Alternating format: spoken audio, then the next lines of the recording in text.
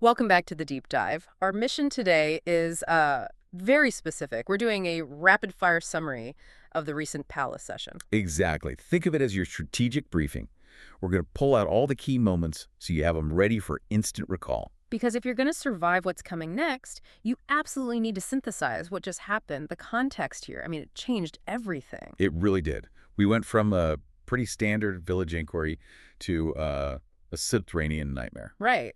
It all started in Blackapple. The goal was simple. Rescue the Figworth boy, Arthur. But the way in, that was the first sign. Following the elf, Periwinkle, not through a cave or a dungeon door, but through a giant mirror in the Hen's Teeth Tavern. That's not just a portal, that's a statement. It's a total shift of the narrative frame. You leave rural normalcy and bang, you're in the Elf Lord's domain. The rules of reality are officially off the table. And the change was, well, it was immediate and it was brutal. That first room, the dining hall, it just set the tone for the whole place. It really did. This thin veil of hospitality was just ripped away almost instantly. They're seated for this incredible feast, and the first hazard isn't a monster. No, it's the menu. It's the menu. It's an internal test of discipline disguised as dessert. Okay, let's unpack that moment because it's so important. Wattrell. He samples the cockatrice. A simple choice. A single bite. Yeah. He's turned to stone. Just poof. A statue. It's not a pit trap. It's not an arrow. It's an aesthetic cruelty. It punishes curiosity. It's a brilliant, if horrifying, tactical move from the Elf Lord. The risk wasn't an external threat. The risk was your own choice, your own indulgence. And that statue of Wattrell becomes this immediate dramatic declaration from the palace itself saying, even our hospitality can kill you. Yeah, and the chaos didn't stop there. With Wattrell petrified, the party immediately starts to fragment, and we have to talk about Chubslop Brundleshank. Yeah, Chubbs. Yeah. Poor Chubbs. He's just no. unceremoniously tossed into a 14-foot deep pit of despair. Which isn't just about hurting him. It's strategic. It splits the party. It cuts their lines of communication. Exactly.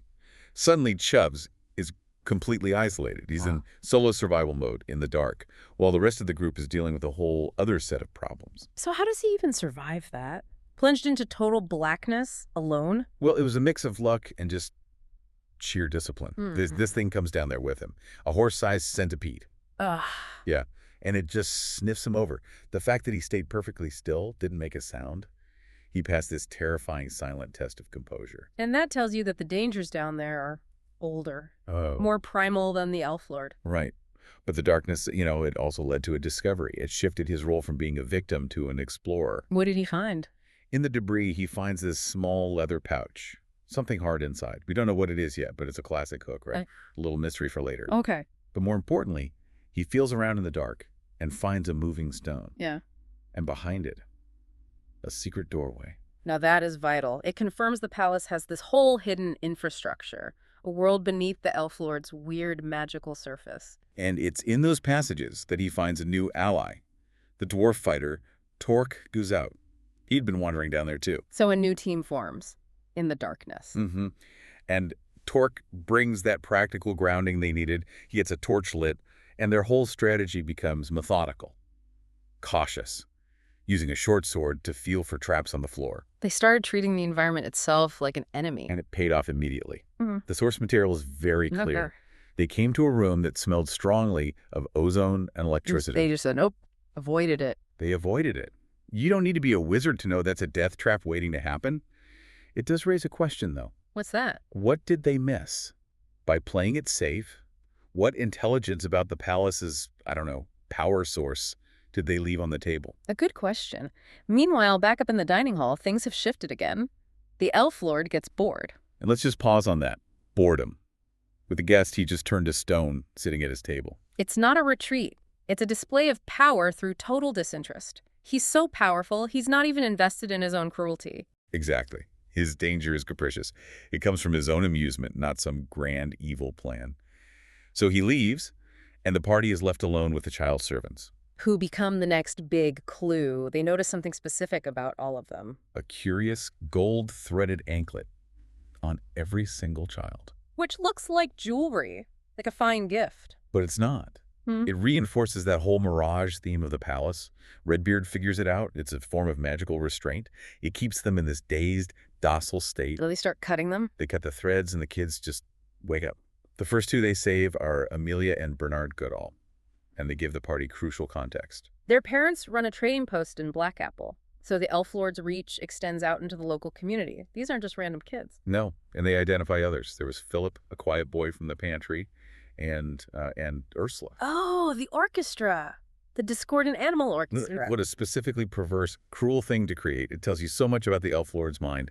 It's not about pain. It's about taking something beautiful, like music, and corrupting it, subverting it for his own twisted entertainment. The palace thrives on that corruption. And with the scope of the problem now clear, the rescue op has to escalate. Which leads to Murthon and the dumbwaiter. Right. A rickety, highly suspicious dumbwaiter ride down into the kitchens. This is a shift. He's engaging with the domestic machinery of the palace now. And down there he finds a boy named Stevie. But he's not alone. No. He's confronted by a large female servant. And the threat here is totally different. It's not magic. It's not a monster. It's visceral. It's immediate. And the trigger is so mundane, she gets violent when he touches the kitchen knives. The simple act of reaching for a tool, it just underscores that every single person in this palace is either a combatant or is controlled. She attacks him with a cast iron pan. I have you one, too. Oh, yeah. And Murthon has no choice. He's forced to run her through with his sword. He kills her, then sends a terrified Stevie up the dumbwaiter to safety. That moment carries a huge psychological weight. It's no longer about evasion. They're fighting a war inside these walls now. Lethal force is on the table. Absolutely. So let's get a status update. Watchrel's a statue. Chubbs has escaped the pit. They've had a bloody fight in the kitchen. What's the score? They've gathered about 7 kids, a huge success, but the main target, the entire reason they came here, the Figworth boy, Arthur, is still missing. Which means the mission is still live. And now the palace is on high alert. They know the party is armed and dangerous. Right. Which brings us back down to the lower levels. Torque and Chubbs are still at it. And Torque is doing a bit of shopping. Yes. He takes a moment to loot 3 rolled-up rugs from a bedroom, which I find fascinating. Why so? Even when you're facing literal monsters and death traps, that human pull towards stuff, towards profit, it's still there. It grounds the character in a really believable way. While he's liquidating assets, they find a door, light underneath. And this is where the core theme of the entire session just crystallizes. They open it, and it's not a dungeon. It's a warm clover field under a perfect cloudless sky. Underground. And in this impossible paradise, they meet Master Ned, a unicorn. Okay, this is the moment. This is where we have to really analyze what's happening. Because Master Ned is the key to everything. That beautiful, serene clover field, it's an illusion. A powerful, magnificent illusion. And the reality. The reality is a dank, horrific torture cell where the unicorn is being held captive. The beauty is a lie to cover up the suffering. So Master Ned, from inside this illusion, gives them the intel they desperately need. 2 very specific warnings. Avoid the blue fungal house, which sounds biological, poisonous. Right.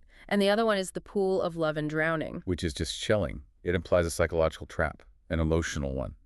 A promise of peace or affection that just kills you. So the palace uses every kind of weapon. Physical, elemental, biological, psychological. Every kind. But Master Ned also gives them hope. He tells them their only real shot at escape might be through a hidden treasure vault. Which completely changes their objective. It's not just rescue Arthur anymore. Is rescue Arthur and find the vault to get out? They have momentum. They have a clear, high-stakes goal. They have information. And right at that exact moment, as he's giving them this critical information, The torches flicker and go out. plunging them into total, absolute darkness. And that cliffhanger is the perfect synthesis of the entire session. The stone statue, the gold anklets that look like gifts but are really shackles, the Cloverfield hiding a torture cell. It all proves the same thing. The palace is a mirage, a magnificent, murderous mirage. Let's really break that down. The sources say that even the plush furniture, if you look closely, is actually worn and rotting underneath the magical glamour. The beauty is just a thin veil cast over a decayed, dangerous reality. And that's why that final moment of darkness is so terrifyingly significant. Because when the light dies, the magical deception might die with it. What happens to the illusion of the plush furniture, the warm hallways? What happens to the Cloverfield when the light that powers the spell is gone? So, let's just recap for you, the listener. You've got Wattrel as a permanent lawn ornament. Chubbs and Torque have allied in the dark. There's been a successful but bloody rescue of a half-dozen children. And now the party is blind. They're blind, But they're also armed with knowledge. They know it's all fake. They know everything they once trusted visually is a lie. The source material ends right there. Total darkness, moments Yeah. after the grand illusion is revealed. So here's the thought to leave you with. If the palace's beauty is just a mirage, what does the sudden disappearance of all light truly mean for its reality? Are the dangers that were hidden by those illusions, like the pool of love and drowning or the blue fungal house, now unmasked in the complete blackness? Is the reality of the palace less frightening than the illusion? Or is it far, far worse? That is the horrifying question hanging over everything until the next session.